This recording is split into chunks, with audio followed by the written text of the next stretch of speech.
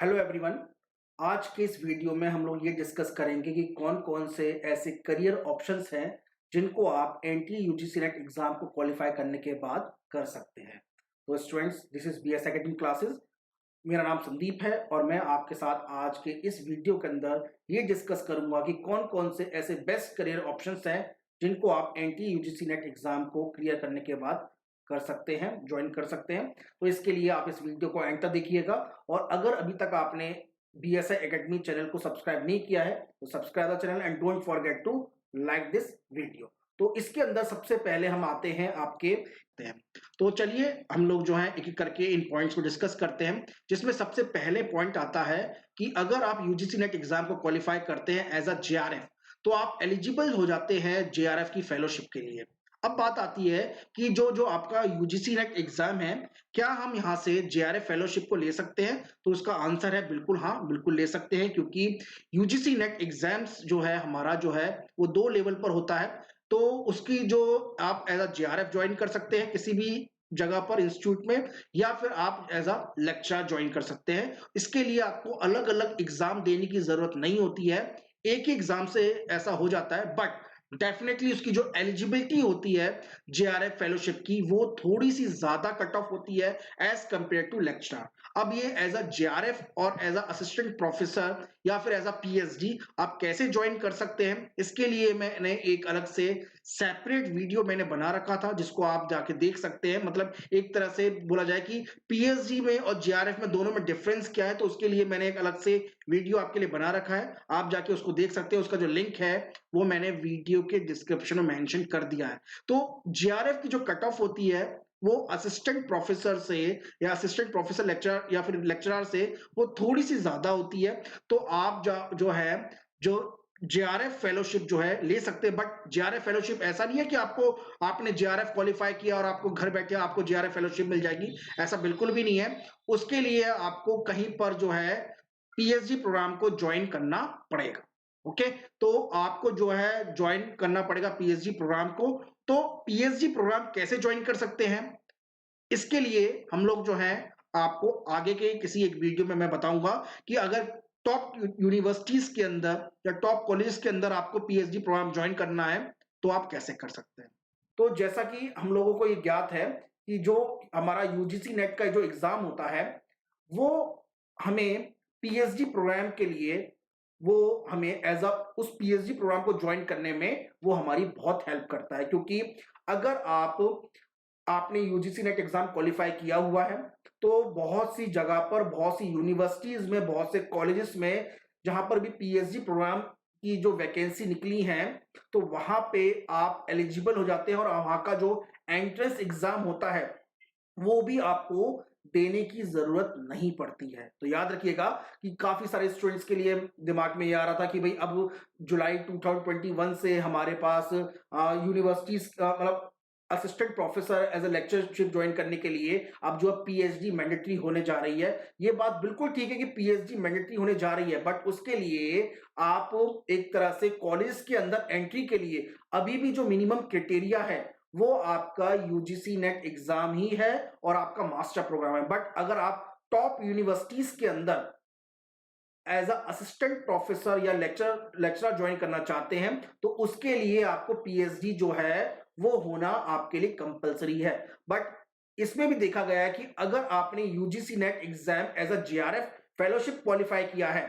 तो आपको वहां पर पीएचडी जो एग्जाम होता है, वहां का जो एंट्रेंस एग्जाम होता है, उसके लिए आपके लिए रिलैक्सेशन है और आप डायरेक्ट इंटरव्यू में जाकर बैठ सकते हैं। तो इसके लिए मैं एक सेपरेट वीडियो मैंने बनाया था जेआरएफ और पीएचडी प्रोग्राम के लिए, उसका जो लिंक है वो मैंने वीडियो के डिस्क्रिप्शन में डाल दिया है, आप जाके उसको जरूर देखिएगा। ओके, इसके बाद हम आते हैं कि जो आपका जो नेक्स्ट ऑप्शन है, join the top university and colleges as an assistant professor. तो हम टॉप यूनिवर्सिटी में और कॉलेजेस में एज अ असिस्टेंट प्रोफेसर के लिए एलिजिबल हो जाते हैं अगर हम लोगों ने यूजीसी नेट एग्जाम को क्वालिफाई किया हुआ है। अब बात यहां पर आती है कि यूनिवर्सिटी में एज असिस्टेंट प्रोफेसर और कॉलेज में असिस्टेंट प्रोफेसर दोनों में ज्वाइन करने की अपने अपने क्राइटेरिया हैं, अपने अपने एलिजिबिलिटी हैं। तो यूनिवर्सिटी में अगर आपको एज असिस्टेंट प्रोफेसर ज्वाइन करना है तो उसके लिए आपको पीएचडी जो है जुलाई 2021 से मैंडेटरी होने जा रही है। बट अगर आपको कॉलेजेस के अंदर एज अ असिस्टेंट प्रोफेसर या फिर लेक्चरर ज्वाइन करना है तो वहां पर आज भी जो मिनिमम क्राइटेरिया है आपकी मास्टर डिग्री प्लस आपका यूजीसी नेट का लेक्चरशिप जो है वो मिनिमम क्राइटेरिया है। अब यहाँ पर जो है आपके लिए मैं आपको बता दूं आपकी जानकारी के लिए कि जो यूजीसी नेट एग्जाम जो होता है वो आप एज अ जो लेक्चरर क्वालिफाई करते हैं तो जो ये यूनिवर्सिटीज और कॉलेजेस में जो आपकी असिस्टेंट प्रोफेसर लेक्चरर की जो जॉब निकलती है वहां पर आप दो तरीके से ज्वाइन कर सकते हैं। या तो आप वहां पे एज अ परमानेंट फैकल्टी या परमानेंट असिस्टेंट प्रोफेसर ज्वाइन कर सकते हैं और कहीं पर बहुत सी जगह पर एडॉक बेसिस पर यानी जो जिनका जो एक तरह से एज अ गेस्ट फैकल्टी जो होता है, देखिए गेस्ट फैकल्टी और एडॉक दोनों में अंतर है, दोनों में डिफरेंस है, उनके बारे में मैं आपको कभी किसी और वीडियो में बताऊंगा। तो आपको एडॉक पे या फिर एज अ गेस्ट फैकल्टी में टॉप यूनिवर्सिटी में कॉलेज में कैसे ज्वाइन कर सकते हैं इसके ऊपर वीडियो चाहिए तो आप मुझे कमेंट में लिख के बताइएगा, मैं डेफिनेटली आपको इसके ऊपर एक कंप्लीट वीडियो थोड़ा वीडियो जो है आपके लिए बनाऊंगा। ओके, अब हम लोग नेक्स्ट आते हैं कि परमानेंट ज्वाइन कर सकते हैं एज असिस्टेंट प्रोफेसर या फिर एडहॉक बेसिस पे कर सकते हैं या फिर गेस्ट फैकल्टी में कर सकते हैं। तो यहां पर भी आप टॉप यूनिवर्सिटीज और कॉलेज को ज्वाइन कर सकते हैं। देन नेक्स्ट आता है work as a research scientist. अब ये भाई रिसर्च साइंटिस्ट क्या होता है? तो रिसर्च साइंटिस्ट का मतलब ये होता है कि बहुत सारी जितनी भी हमारे इंडिया की जो टॉप यूनिवर्सिटीज है और कॉलेजेस हैं वहां पर आपको आपके लिए जो है वहां पर प्रोजेक्ट्स निकलते हैं। तो उन प्रोजेक्ट्स में वर्किंग की जो मिनिमम एलिजिबिलिटी है या तो आपको गेट एग्जाम क्वालिफाई होना चाहिए या फिर आपका यूजीसी नेट का एज अ लेक्चरशिप या फिर जेआरएफ जो है वो एग्जाम आपने क्वालिफाई करना आपके लिए जरूरी होता है। तो वहां पर भी उन प्रोजेक्ट्स में भी आप एज अ रिसर्च साइंटिस्ट या फिर प्रोजेक्ट ट्रेनी जो है वो ज्वाइन कर सकते हैं। तो इसके लिए आपको जो डेली एम्प्लॉयमेंट न्यूज़पेपर आता है या फिर जितनी भी बहुत सारी जो नोटिफिकेशंस आती हैं वेबसाइट्स पर उनको आपको ध्यान में रखना है और समय समय पर जो रिसर्च साइंटिस्ट की और जो बोला जाए कि आपके जो प्रोजेक्ट ट्रेनिंग की जो जगह निकलती हैं उसके बारे में हम अपने खुद बीएसआई एकेडमी चैनल पर भी बताते हैं जिन पे आप जाके वहां पे उनको ज्वाइन कर सकते हैं। ओके, अब हम आते हैं आपके लिए नेक्स्ट टर्न पर जिसमें बताया गया है कि आप जो है टॉप लेबोरेटरीज के अंदर भी वर्क कर सकते हैं अगर आपने यूजीसी नेट एग्जाम को क्वालिफाई किया है एज अ जेआरएफ या फिर एज अ असिस्टेंट प्रोफेसर यानी लेक्चरशिप में। ओके, अब ये टॉप लेबोरेटरीज कौन सी है इसकी लिस्ट जो है ये अलग से आपको मैं बताऊंगा जिनके बारे में। तो देखिए बहुत जो हमारा जो सीएसआईआर यूजीसी नेट एग्जाम होता है तो उसके अंदर जब भी कोई फेलो पर्सन जो है जेआरएफ क्वालिफाई करता है या फिर असिस्टेंट प्रोफेसर क्वालिफाई करता है तो जो वो जो पर्सन है इंडिया की जो बेस्ट लेबोरेटरी है सीएसआईआर लेबोरेटरीज है उनमें वर्क करने के लिए एलिजिबल हो जाता है। अब सीएसआईआर यूजीसी नेट एग्जाम और यूजीसी नेट एग्जाम दोनों में डिफरेंस क्या है इसके ऊपर हम लोगों ने एक सेपरेट वीडियो बना रखा है जिसके लिए आप जाकर देख सकते हैं, उसका लिंक मैंने वीडियो के डिस्क्रिप्शन में मेंशन कर दिया है, आप जाके उनको देख सकते हैं। देन नेक्स्ट आपके आता है कि अगर आप as a UGC NET exam qualify करते हैं एज अ लेक्चरर या जेआरएफ, देखिए मैं केवल यहां पर आज क्वालिफाई करने की बात करता हूं, तो आपको अपने जहां पर भी आप वर्क कर रहे हैं या फिर आप कहीं पर भी अप्लाई करते हैं तो वहां पर आपको हायर प्रेफरेंस मिलेगा अपनी जॉब अपॉर्चुनिटीज के लिए। इसमें आपको प्रमोशंस के लिए बहुत आपकी हेल्प करेगा और डेफिनेटली अगर आपने यूजीसी नेट एग्जाम क्वालिफाई किया हुआ है तो एक तरह से आपका जो वेटेज हो जाएगा, आपका जो सीवी हो जाएगा उसमें डेफिनेटली एक आप कह सकते हैं और बता सकते हैं कि आपने यूजीसी नेट एग्जाम क्वालिफाई किया है। तो जहां पर भी जिस जगह पर भी आप अप्लाई कर रहे हैं वहां पे आपको डेफिनेटली जो है हाई प्रेफरेंस मिलती है। जैसा कि मैंने आपको बताया था कि अगर आप पीएचडी के लिए एंट्री कर रहे हैं, पीएचडी के लिए कहीं पर मतलब अप्लाई कर रहे हैं तो वहां का कॉलेज और यूनिवर्सिटी का जो एंट्रेंस एग्जाम है उसके लिए आपको रिलैक्सेशन मिल जाता है अगर आपने पहले से ही इस यूजीसी नेट एग्जाम को क्वालिफाई किया हुआ है। देन नेक्स्ट इसमें आता है कि अगर यूजीसी नेट डेफिनेटली अगर आपने यूजीसी नेट एग्जाम क्वालिफाई किया है, आप मास्टर डिग्री होल्डर हैं और आप जो है अपने सब्जेक्ट के अंदर एक्सपर्ट माने जाते हैं। ओके, क्योंकि ये बताया गया कि भाई जितने भी स्टूडेंट्स इस एग्जाम को देते हैं उसका जो 6% स्टूडेंट्स होते हैं मिनिमम मतलब मैक्सिमम जो है 6% जो है वो ही एलिजिबल होते हैं अपने एक तरह से यूजीसी नेट एग्जाम के लिए। तो एक तरह से अगर देखा जाए तो यूजीसी नेट एग्जाम अगर आपने क्वालिफाई किया है तो इसका मतलब यह है कि आप इंडिया के जो टॉप 6% लोग हैं उनमें एग्जिस्ट करते हैं, और इसके लिए जो है आपको पता चल जाएगा कि वाकई में ये जो मैटर है, मतलब आप सब्जेक्ट एक्सपर्ट हैं, और आप जो सब्जेक्ट एक्सपर्ट है इसके लिए आपको बहुत से जगह पर ऑफर आ सकते हैं कि आपको जैसे बहुत जगह पर रीडर्स की जॉब निकलती है, एज ए लेक्चर्स की जॉब निकलती है, उसको भी आप जो है ज्वाइन कर सकते हैं। ओके, देन नेक्स्ट आता है कि अगर आपने इसमें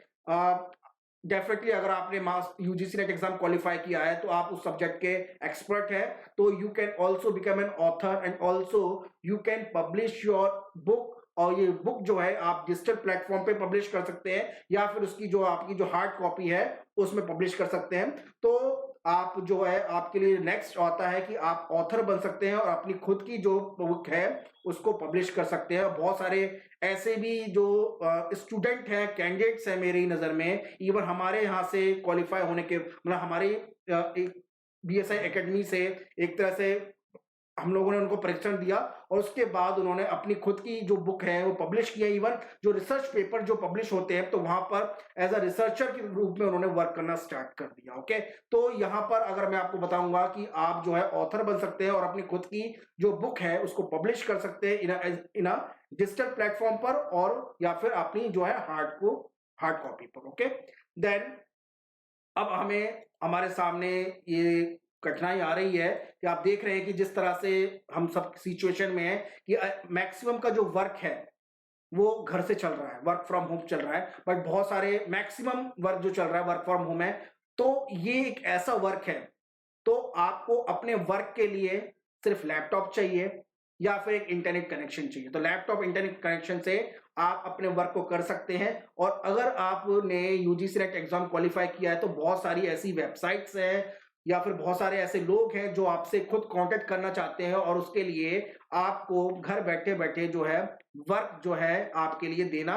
मतलब वर्क आपको दे सकते हैं। तो इसके लिए आपको जो है थोड़ी सी मशक्कत करनी पड़ेगी और थोड़ा सा आपको मतलब अपने हाथ पैर मारने पड़ेंगे, बट डेफिनेटली जो है आपका जो वर्क है वो आपके अपने घर से स्टार्ट हो जाएगा। और इवन आप देखिएगा कि अब हम जो है मैक्सिमम उन वर्क के ऑप्शंस को प्रेफर कर रहे हैं जहां से हम लोग जो है अपने घर से जो है वो काम कर सके। और इस तरह की जो स्थिति है